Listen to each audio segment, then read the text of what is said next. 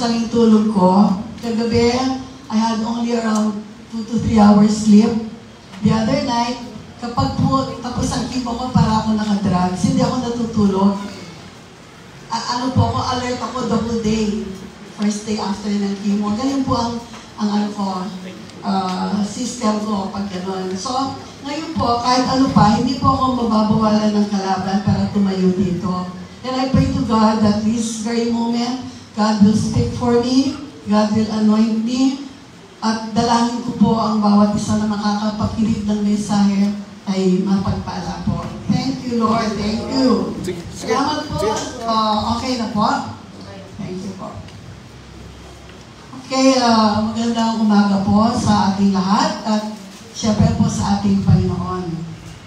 Our topic for today is about seek God's face, not just His hands.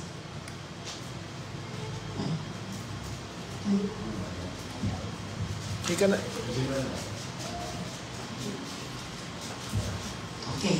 Ang sabi po sa Psalm 105:4, seek the Lord and His strength, seek His presence continually. Binibigyan din po ng talatang ito ang kahalagahan ng aktibong paghahangad ng isang relasyon sa ating Diyos.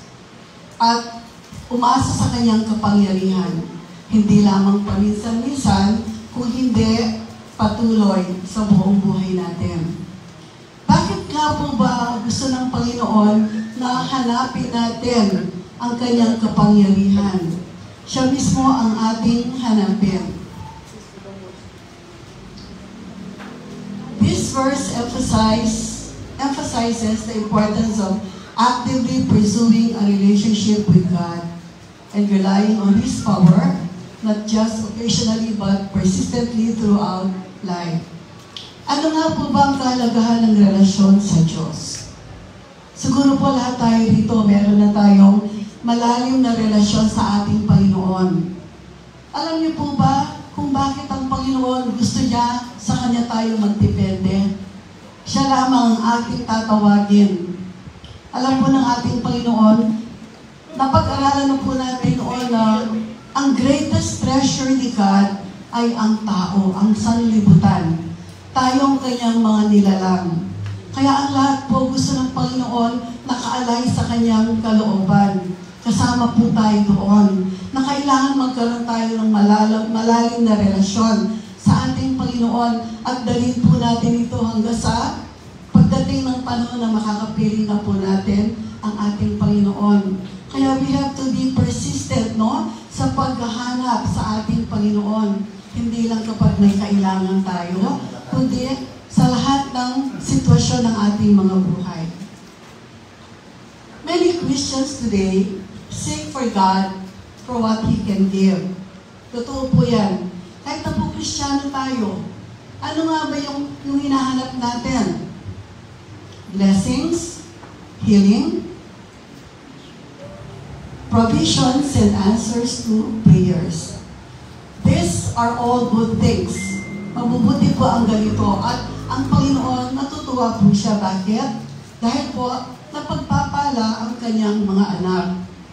But there is something deeper and more beautiful, seeking God's face, no? Ano po yung tinatawag natin God's face? Ito po yung presence ni God. It is the heart of God, His will, above and beyond His blessings. Ito po, ang mensahe nito ng ating Panginoon, iniimbitahan po niya tayo na magbaguhin natin yung ating tuon, yung ating focus, no? From God's hands, what He can give, to His face, who He is. Ano po ibig sabihin yan?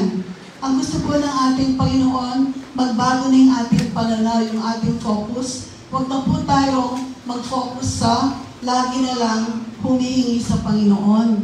Huwag tayong mag-focus sa anong maibibigay niya. Kung hindi, mag-focus po tayo kung sino talaga siya. Sino nga ba ang Panginoon sa ating mga buhay? Gusto ng Panginoon magkaroon tayo ng malalim na relasyon at makilala siya ng lubusan. Because we are the greatest treasure that He wants to be with in eternity. Alamin po natin ngayon, ano nga bang pagkakaiba ng face at saka ng hands?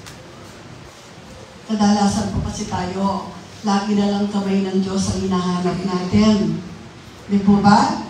Pag may problema ka, lagi problema ang binibigay natin kay God. Pag wala tayong pera, parang bangko si God. Di ba? Kapag yung ating mga relasyon, medyo nagkakawindang-windang kay God po sa kanyang mga kamay. Kung napapansin po natin, minsan kahit sa mga picture, sa mga imahe, nakikita natin ang kamay ng Panginoon, dalawa. Di po ba na laging bukas palad sa tao?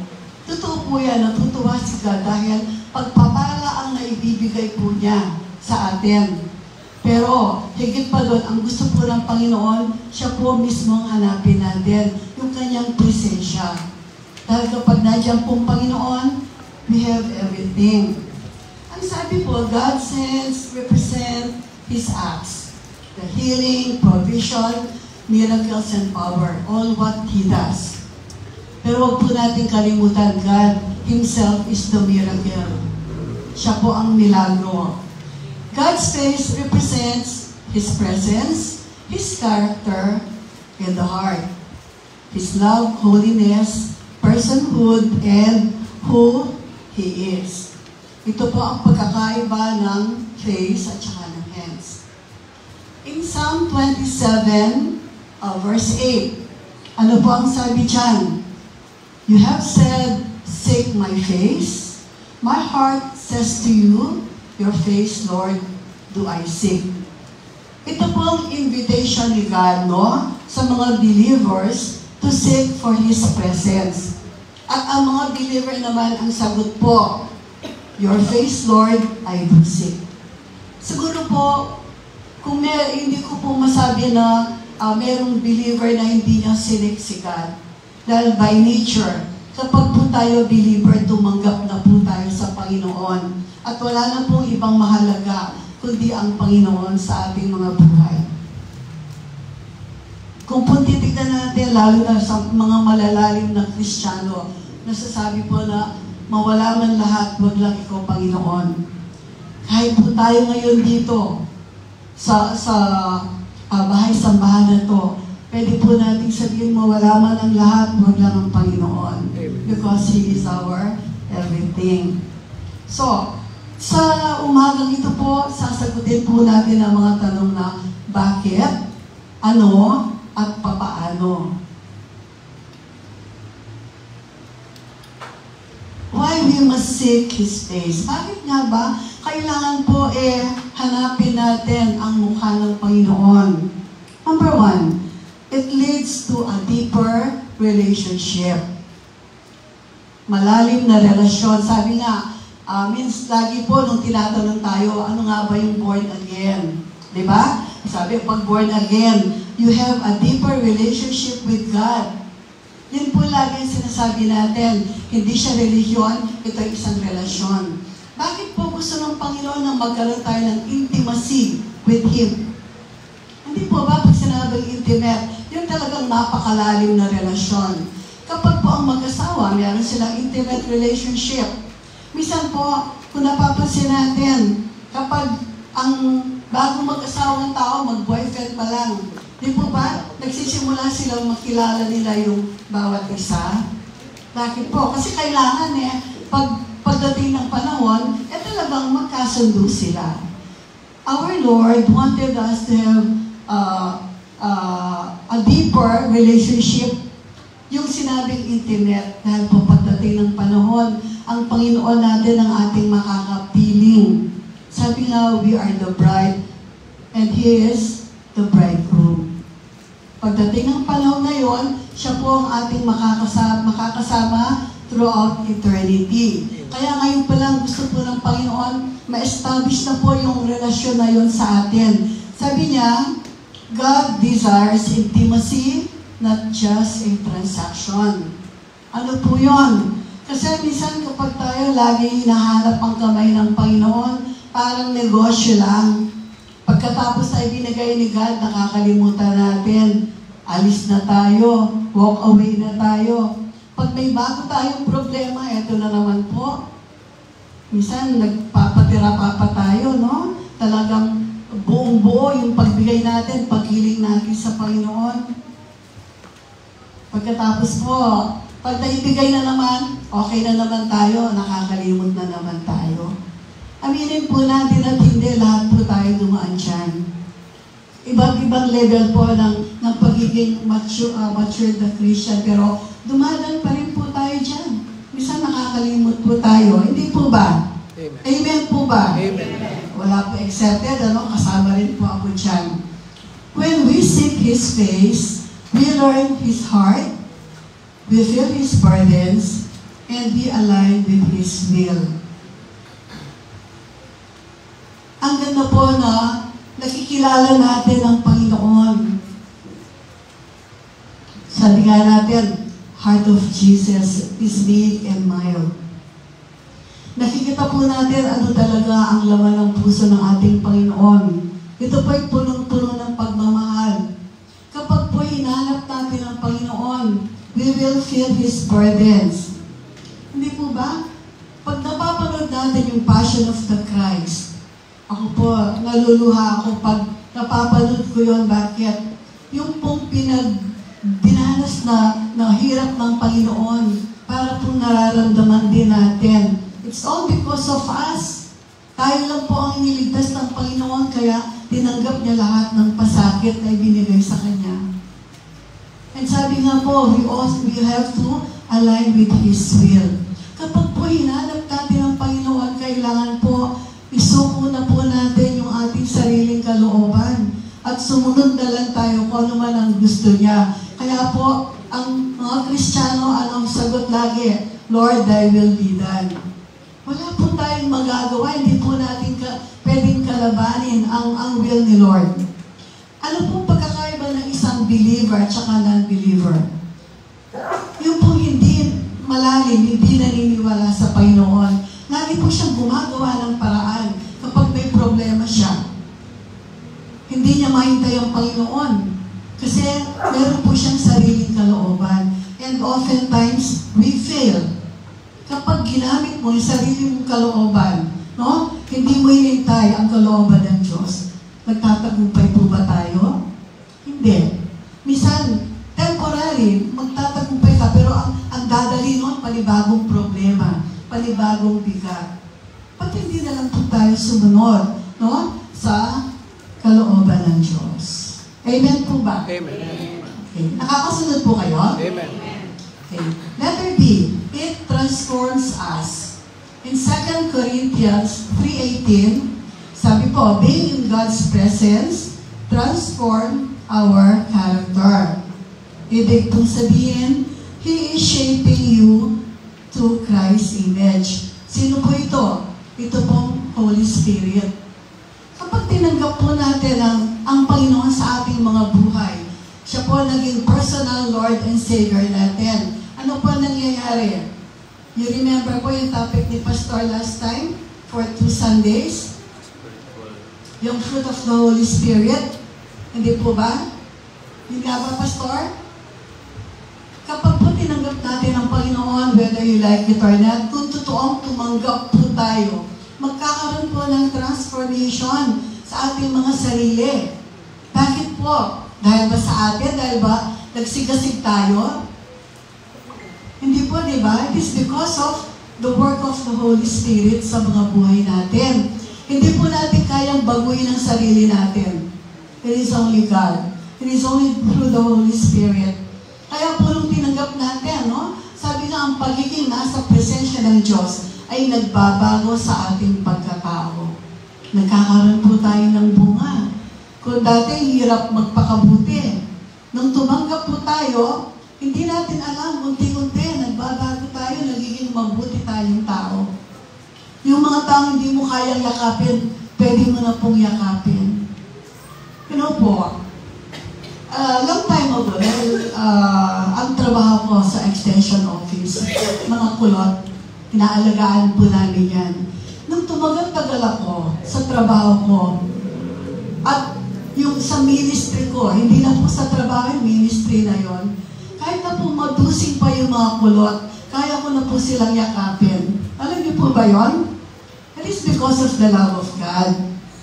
Kapag ang Panginoon, siya nang nagturo sa'yo, kahit gaano pa, anumang uri ng tao, pwede na po natin silang yakapin, pwede na po natin silang accommodate. Nawawala na po yung diskriminasyon. So, ang pagbabago ng tao, minsan po masungit tayo. Binabago po tayo ng ating Panginoon. Kung siya po ay ating patuloy na hahanapin. Okay. Sunod po, it anchors our faith. Alam niyo po ba yung anchor, yung ankla? Yung sa mga barko, ano po? Sabi po dito, even if prayers are not answered immediately, we remain steady because we know who God is. Totoo naman yan, di ba? May sampung tagal-tagal, nagdadasal tayo, may panatangin tayo. Pero hindi po tayo naiinip. Bakit? Alam po kasi natin, God is in control. Hindi man niya ibigay ngayon, hindi man bukas, baka after 10 years. Pero in between, meron pong ginagawa si God sa mga buhay natin para hindi tayo mainip. At the end of the day, bigla na lang natin ma-realize, tama pala si God. Hindi niya agad binigay. Kasi nung binigay niya, yun pala ang right time. Amen po ba? Okay. So dito po, meron tayo illustration, patunay na yung faith ng isang tao, we remain steady because we know who God is. Moses is one. Moses asked to see God's glory in Exodus 33:18. Not just more miracles. He wanted God Himself. Alam po natin si Moses na takot po siya. Ayaw niyang mag-lead. Ang sinasabi niya, hindi niya kaya talaga. No po? Kasi si Moses, nagdidepende po siya kay God lamang. Sabi niya, hiniling ni Moses sa Diyos na ihayag ang kanyang kaluwalhatian. Sa particular, si Moses ay nagtanong, ipakita mo sa akin ang iyong kaluwalhatian. Tumugon ang Diyos sa pamamagitan ng pangakong ihahayag ang kanyang kabutihan at ipahayag ang kanyang pangalan. Ngunit nilinaw na hindi makikita ni Moises ang mukha ng Diyos at mabubuhay siya. Alam po natin na wala pang nakakita sa mukha ng Diyos. At kapag nakita natin, tayo ay mamamatay. Kaya po si Moses, kapag nakikipag-usap siya sa Panginoon, ito po ay sa pamamagitan ng isang burning bush, liwanag lang po.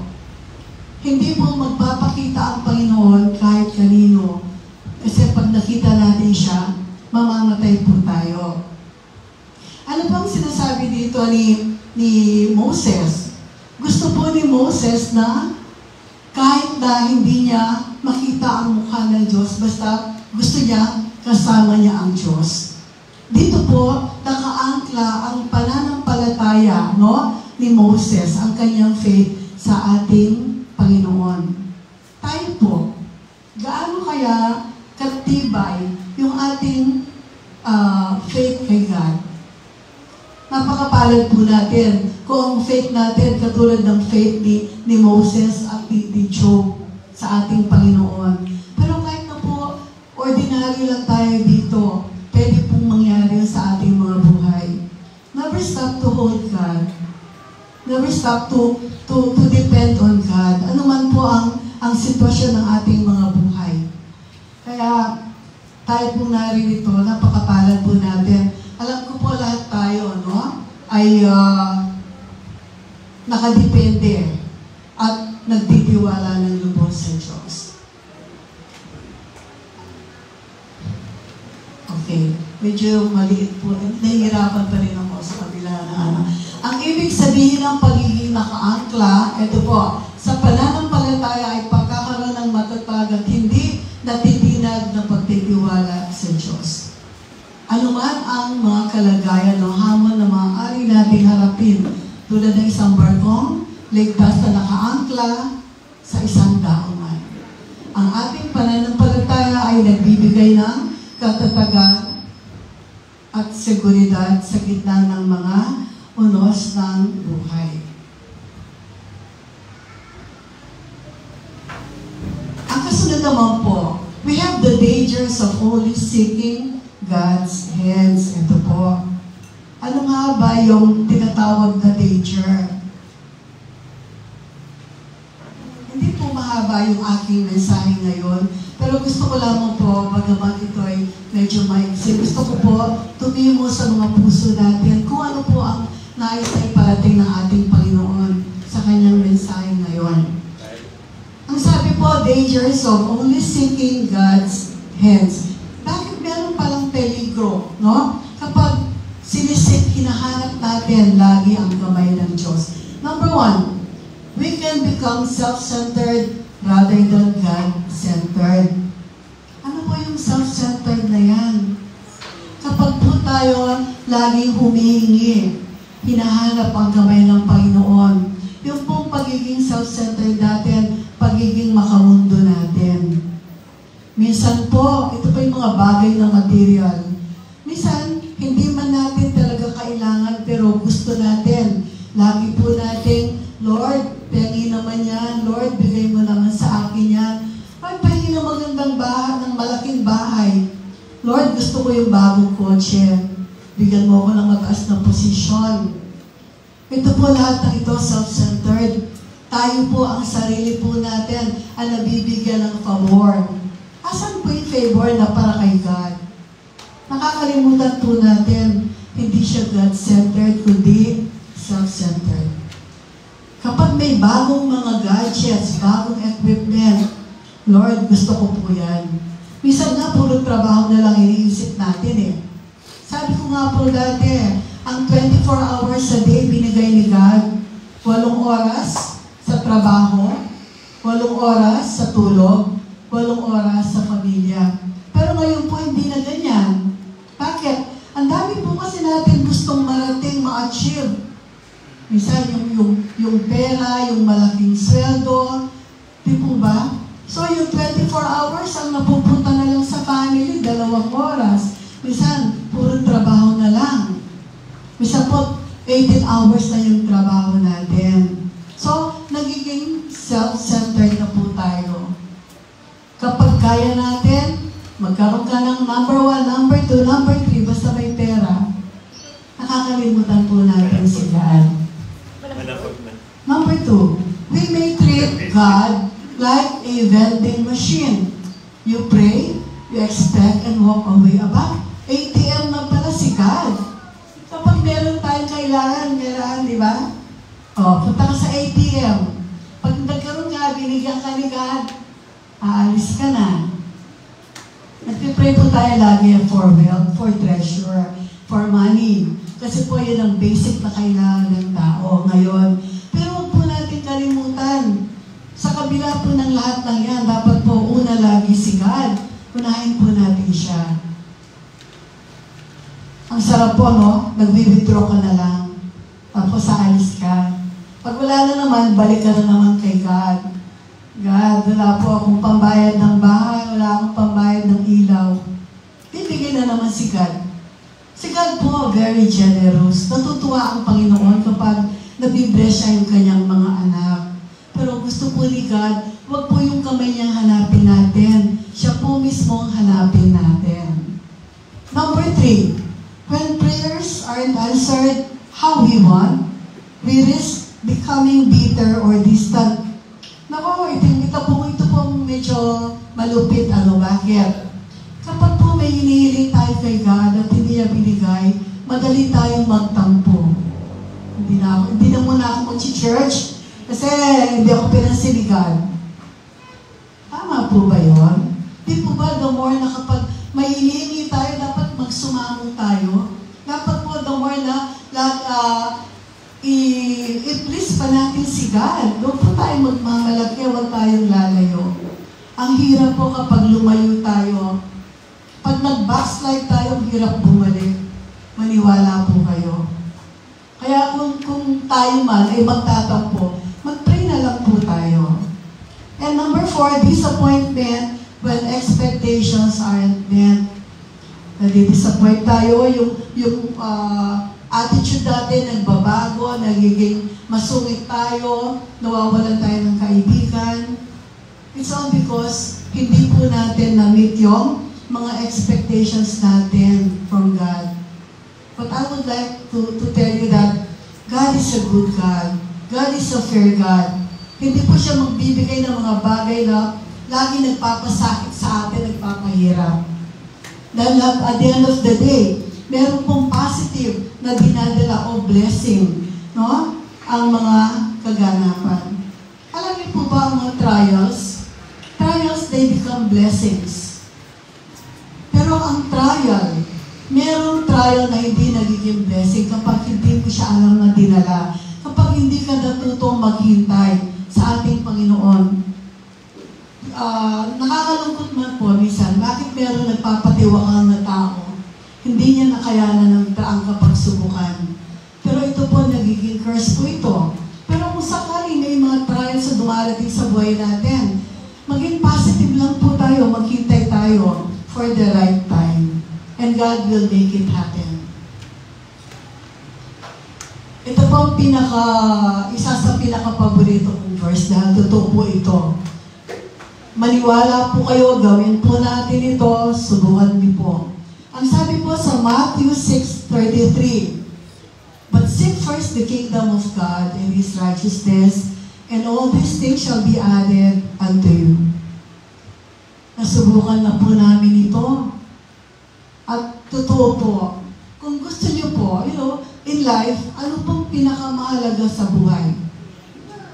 Kung pipili kayo, treasure, kayamanan, magandang posisyon sa trabaho, maraming kaibigan, masayang pamilya, o meron kang peace of mind, kapayapaan. Di po ba? Pinakamahalaga yung meron kang kapayapaan. Kasi kung may kapayapaan ka, sigurado masaya ang pamilya mo. Pero minsan, kahit mayaman ka, kung wala kang peace of mind, wala. I tell you this, brothers and sisters, subukan niyo pong hanapin ang katwiran ng Panginoon at the end of the day. Lahat po ng hinahanap niyo sa buhay, ibibigay ni God. Lahat po ng minention ko sa inyo kanina, mapupunta sa inyo yan. Unahin lang po natin si God. Never nang maghintayin natin na tsaka na lang, pag medyo mataas na yung posisyon ko, doon na lang ako maglilingkod kay God.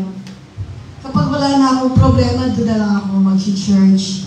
Huwag po natin i-challenge ang Panginoon. Dapat na siya laging una sa atin eh. Alam niyo ko, kahit na po ano pa yung meron ako, lagi kong inuuna si God. Never na hinuli ko si God. And likewise, I am so blessed with the family na itong aking bitter half ko po yan. Tsaka yung aking anak na better son. Pagdating po ng Friday, busy na po. Ang iniisip po, pulo sa church. Si Pastor Monday, pupunta na po dito, maglilinis siya rito. Throughout the week, pag may time, nandito po siya. Si Kim ganun din po, nag-prepare ng mga songs, kahit pagod siya sa pagtuturo, sa work niya. Ilan ang racket mo?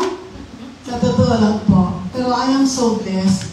Kasi pagdating po ng Saturday, Sunday, umaga pa lang, gabi pa lang, ang isip po namin, dito na po sa SCM. And hindi po kami nag-fail, kasi si God, sabi niya, pinatutuhanan po niya, seek first His kingdom and His righteousness. And all the things shall be added unto you. At isa po sa mga bagay na ibinigay niya yung pong kapayapaan. We have peace in our lives. And I am so proud of that and I am so blessed. Kahit ano po ang dumating, hindi po mabigat. Wala hindi po mabigat. Parang binigay niya, ako personally, ang binigay ni God, pagiging passive. Ano man po dumating, dumadaan lang na ganyan. Hindi po ako nagmamaktol. Kasi hindi ko alam, yun ang binigay ng karakter ni God sa akin. Yeah, Pastor? Okay. Ito naman po, malapit na po tayong matapos yan. Pasensya na po. So, the third is how. Papaano nga ba? How to seek God's face daily. One, prioritize time in His presence. Kapag po meron tayong time na makadaong palad natin ang Panginoon, pagising sa umaga, bago matulog, even before our meals, let's talk to God. Kausapin po natin siya, but not asking. Huwag po tayong hihingi. Kausapin natin siya, papaano po? You worship God, you pray to God, you thank God, you adore God. Sabihin mo sa Panginoon, magkwento ka sa Kanya. Alam niyo po ba, worshiping is the highest form of praying is worshiping God. Kausapin po natin siya. Hinahanap po ng Panginoon yan. Yan po ang sinasabi niyang, seek my face. Pag meron po tayo bago matulog, kausapin po natin siya, gusto po niya yon. Huwag po yung, Lord, wala akong baon bukas. Lord, wala kaming pambili bukas. Huwag po yun. Kasi kahit hindi po natin sabihin yan, alam ni God yan. And He is always there to provide. Kailan po ba tayo pinabayaan ng Diyos?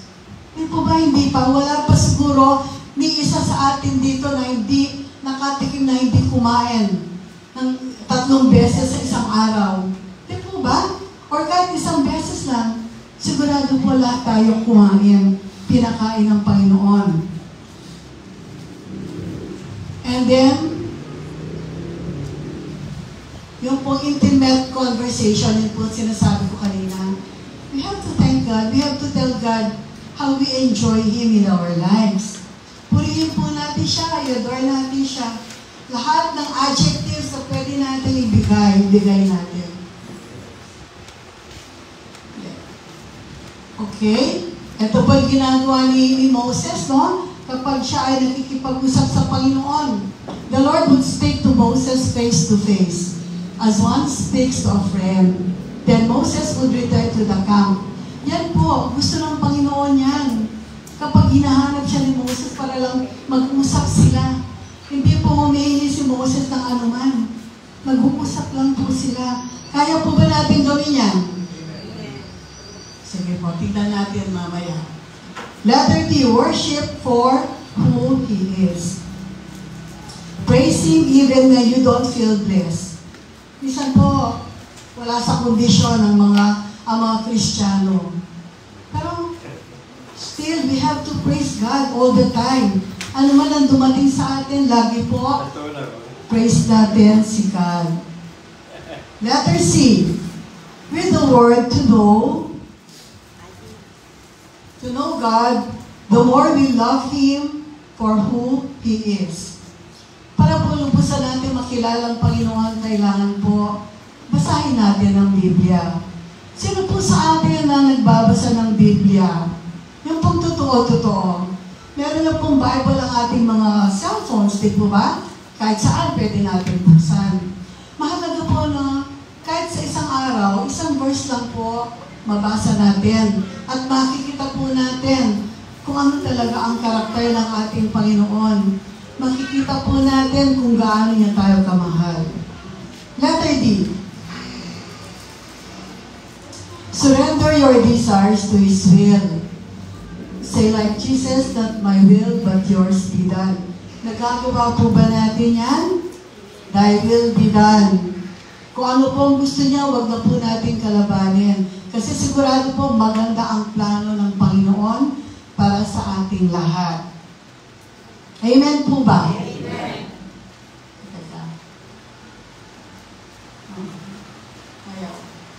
Ito po, isa po sa pinakamahalaga para po mahanap natin ang mukha ng ating Panginoon. Let's humble ourselves. Ang sabi po sa 2 Chronicles 7:14, if my people who are called by my name will humble themselves and pray and seek my face and turn from their wicked ways, then I will hear from heaven and will forgive their sins and heal their lands. Kasama na po lahat dyan kung tayo ay magpapakumbaba. Hindi po natin mahahanap ang mukha ng Panginoon. Hindi po pwedeng makadaong palad natin ng Panginoon kung puro po tayo masyado tayong proud. Wala tayong kababaan. Because we have a humble God. We have a meek God. Kailangan po tayo rin maging katulad ng ating Panginoon. Alam niyo po, 2 nights ago, habang nagpipray ako, I was inspired by the Holy Spirit. Ang sabi ng Holy Spirit, sa puso ko po yan. Now, I know kung sino yung ang kumakausap sa'yo. Dati po, minsan naisip natin, baka guli-guli lang natin. Di po ba? Pero there was a time, I heard the voice of God. Matagal na po ito, November 2011 pa. Mula po noon, na-realize ko, kapag naririnig ko yung boses na gano'n. Kwento ko lang po, maiksi lang. Nung makakita po kami ng mga bata doon sa Nazareth ba yun? Yung sa may Mabalacat? House of Nazareth ba yun? Yung mga bata doon yung may mga depresya, no? Nag-outreach po kami doon. Nakita ko yung mga bata, 35. Puro may tayo yung ulo nila. Mga PWD, mga maraming sakit. Bell's palsy, hearing impaired, mga bulag. Nakita ko po isang bata doon, siguro mga 8 years old. Kahit anong gawin ko, inaaliw ko siya, walang reaction. Huh? Pinakain po lang ng mga bata, kumakain sila nakahiga, kasi hindi sila pwede kumain na yan, mag-choke sila. So, nung nakausap ko yung social worker, sabi ko, bakit walang reaction ng batang ito? Naka-wheelchair siya, tapos kahit anong gawin ko, in-entertain ko, wala po. Ang sabi niya, parang living dead yan, sabi nung social worker. Ang sakit niya, bulag, pipe, binye, cerebral palsy, gano'n. Sabi ko, kawawa naman ang batang yan. So from there on, naging burden ko po yung batang yon. Sabi ko kay Lord, sana po kahit na pagbalik namin dito, kahit isa lang sa kanyang mga depresya, medyo magkaroon ng improvement. Siguro, dinala ko po yun sa heart ko for mga 2 weeks. Pinagpipray ko siya araw-araw. Until one Sunday morning, habang nasa kusina ako, sabi po ng Panginoon, huwag ka nang mag-worry. Do not be worried, sabi niya. Have you not known that I have given them my peace? Huwag ka nang mag-alala kasi ako mismo nandoon ako, hindi mo nakikita. Binigyan ko na sila ng kapayapaan. Alam niyo po, nung narinig ko yun, umiyak ako na umiyak. First time I heard of that voice. At yun pala, ako pala ang pinapagaling ni God. Yung worry ko, yung burden ko, yun ang tinanggal ni God sa akin. Sabi niya, huwag ka na mag-worry. Sabi niya kasi, hindi mo ba alam? Binigay ko na yung kapayapaan ko sa kanila. So from that time on, alam ko na po kapag may sinasabi si God. Nararamdaman ko. Okay, so eto po tayo. Church, I want to have 1 minute. 1 minute po ang gagawin natin. We will communicate with God. Hindi tayo hihingi ng kahit ano. Alam na po ni God yan. Given na yan. Ang gagawin lang natin, purihin natin siya. Magpasalamat tayo. We glorify Him. Adore Him. And tell God that we enjoy Him. Kaya po ba natin gawin? 1 minute lang po yung mukupo tayo. Kung gusto nyo sumigaw, sigaw kayo. Kung pwede po tahimik. 1 minute po. Thank you, Lord. Hallelujah. Hallelujah. Thank you, Lord Jesus.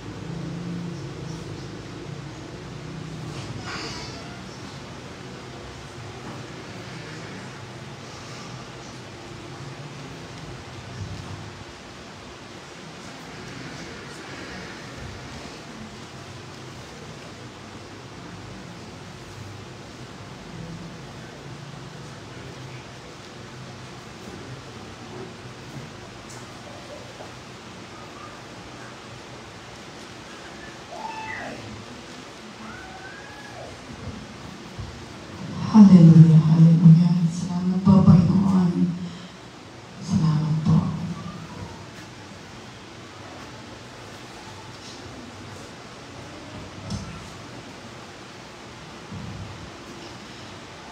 Okay.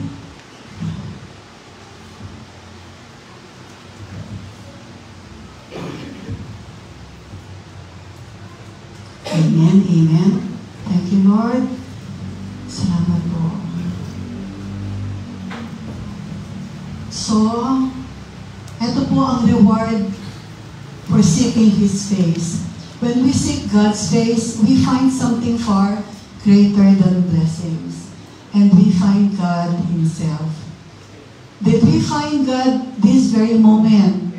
Naramdaman po ba natin ang Panginoon? Hallelujah, hallelujah. Napakabuti po ng ating Panginoon. At ito po ang mahalaga.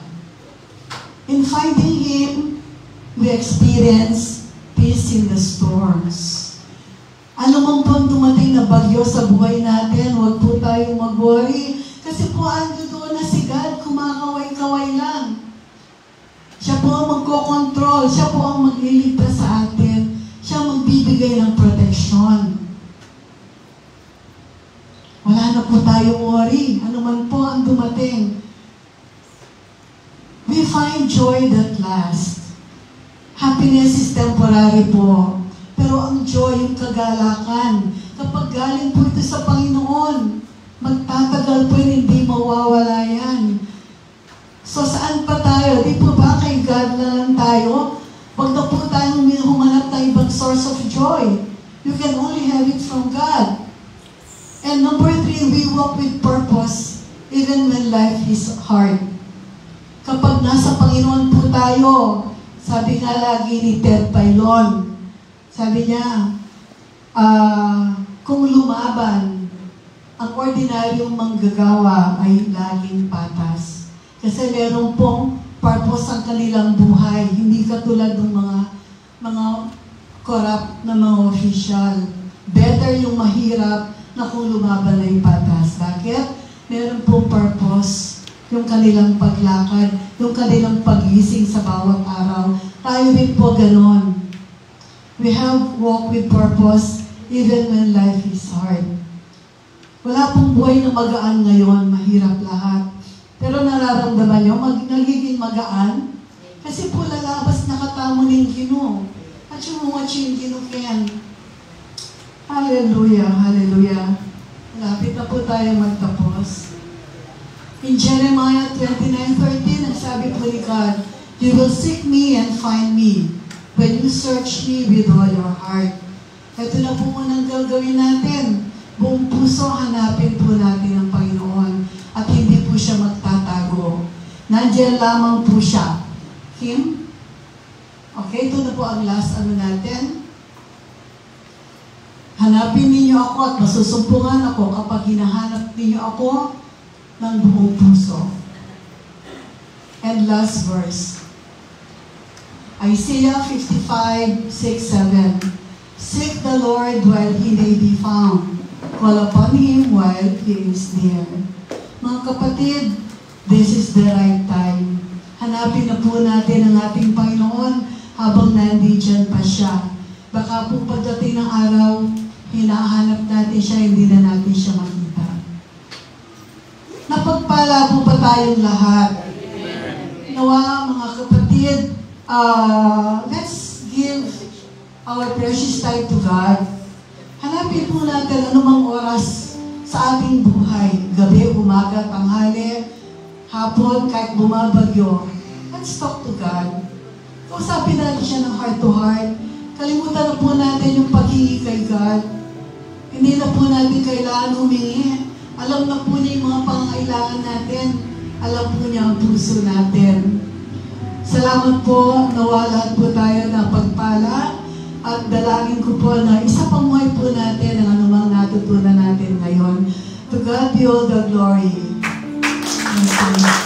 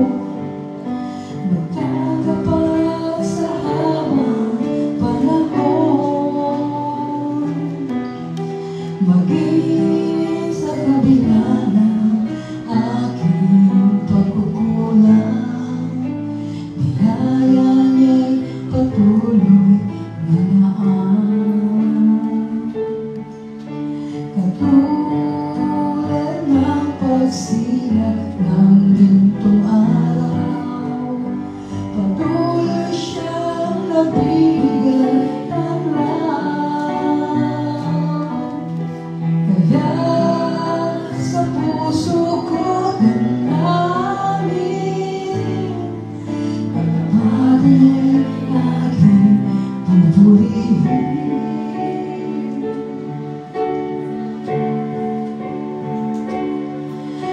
Dakila ka, O Diyos, tapat kang ang tunay, magmula pa sa ugat ng aming lahi. Mundo'y magulang man, maaasahan kang lagi, maging hanggang wakas nitong buhay.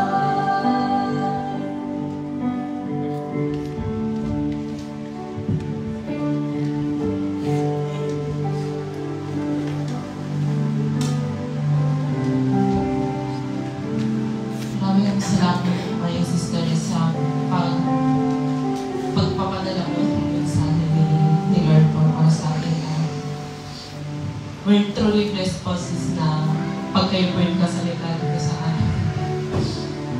Anyway po, for our closing po, as Christians, we pray for God's provision po para resolvahin yung problema natin. We pray for His healing. And wala pong masama doon, walang mali doon. Dahil sigad naman talaga ang makakatulong sa atin sa lahat. But what it really means to surrender to God.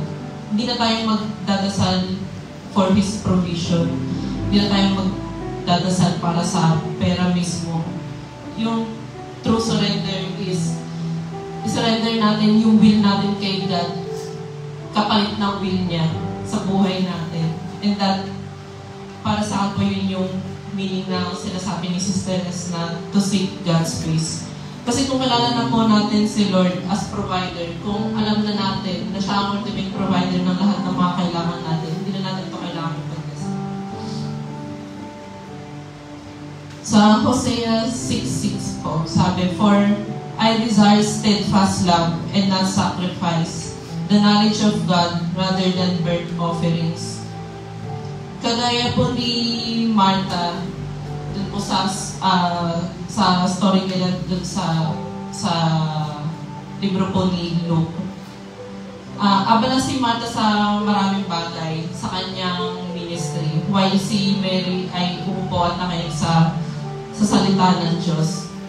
Sa kanila pong dalawa, between Martha and Mary, mas pinaboran ni Lord si Mary dahil ang pinag-prioritize ni Lord is yung puso natin na hanapin siya. Amen. Wala pong masama, tama po yung pag-search sa ministry, kagaya po ng mga nakaraan nating mga lesson about spiritual gifts. Pero huwag po natin kakalimutan yung puso natin na humahanap kayo. And nag-seek ng relationship sa akin. Let's pray.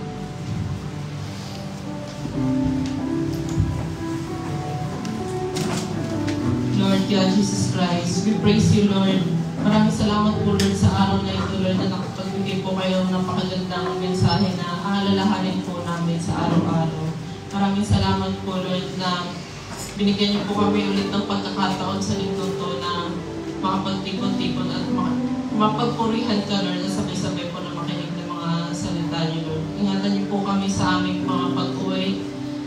Ingatan niyo po ang aming mga buhay sa araw-araw, ang aming kalusugan, ang aming mga kabuhayan, Lord.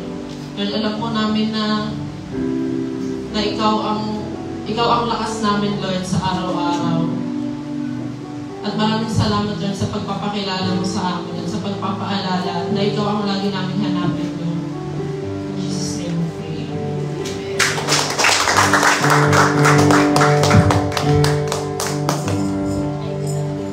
Bago po ang lahat, wala pong aatas na, except, of course, meron po tayong konting sado-sado after this service. Before anything else, I would like, makakaupo po tayo. Before anything else, I would like to thank everyone here. That is a very big help po sa amin. Kung pinagkalugyan na, kahit magkamit mo yun, malaking tulong po. From the bottom of my heart, maraming salamat. God be all the glory. May we call on, hindi lamang si Ben, si Rhea, and Brother Dan. Unahin mo na rin. Si Brother Dan.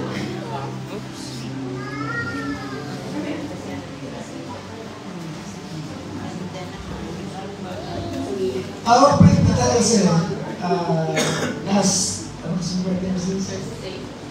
Last Tuesday, birthday ko ni Siritas, and last Thursday, yung po pinakahihintay natin lahat na lumagin si Sister Biel. Siya po ay hindi na Sister Biel lamang ngayon, kundi Madam Biel. We would like to pray for them.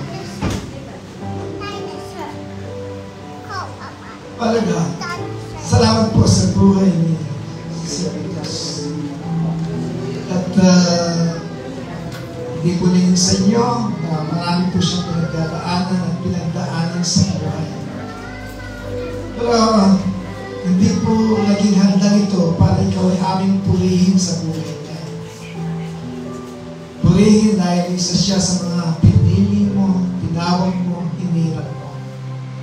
Salamat sa patuloy na pagbibigay mo sa Kanya ng puso na handang maglingkod sa iyo, handang umibig sa iyo, Panginoon. Salamat po sa aming kaarawan. Salamat sa buhay ng aming kapatid. Salamat po at dalangin namin ay marami pang mga masasayang kaarawan ang pagkakalog sa Kanya kasama po namin ang aming kapatid. Salamat sa Kanyang buhay, sa Kanyang anak, Panginoon, na ngayon ay alam namin, Panginoon, na hindi ka patapos, Jesus Christus. Marami ka pang makahanda, Panginoon, na pagpapalang ipagkakaloob sa Kanya, sa Kanyang buhay. Kami po ay maghihintay na lamang po. Dahil alam namin na sa aming pagtanggap sa iyo ay marami pong pagsubok, pero maraming kalakasan at pag-asa ang kaloob nito. Salamat sa buhay niya. Pagpalain mo pa siya lalo at ang Kanyang anak. God bless you.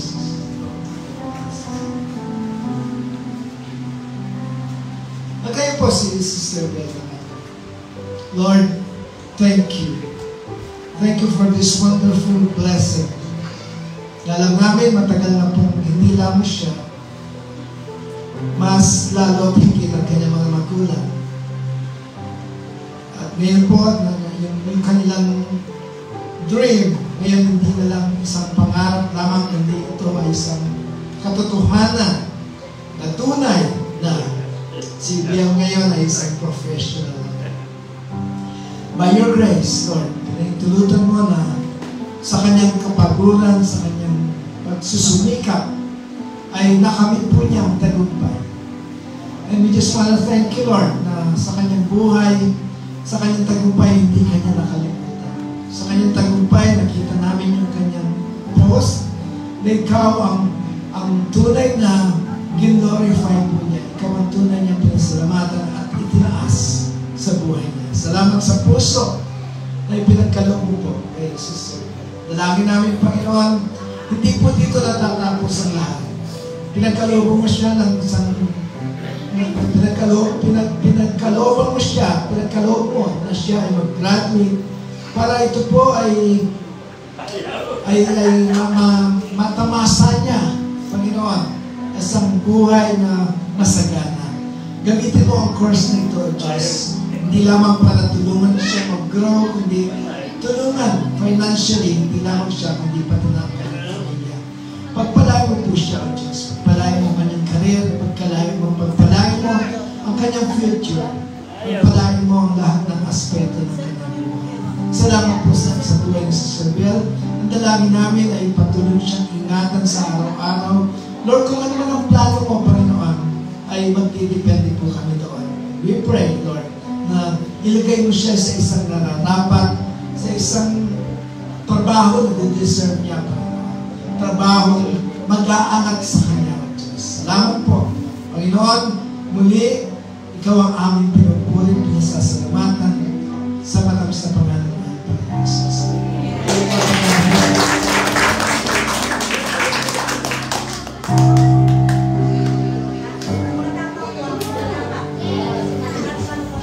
Salo-salo mo nito. Hindi ka na-awit.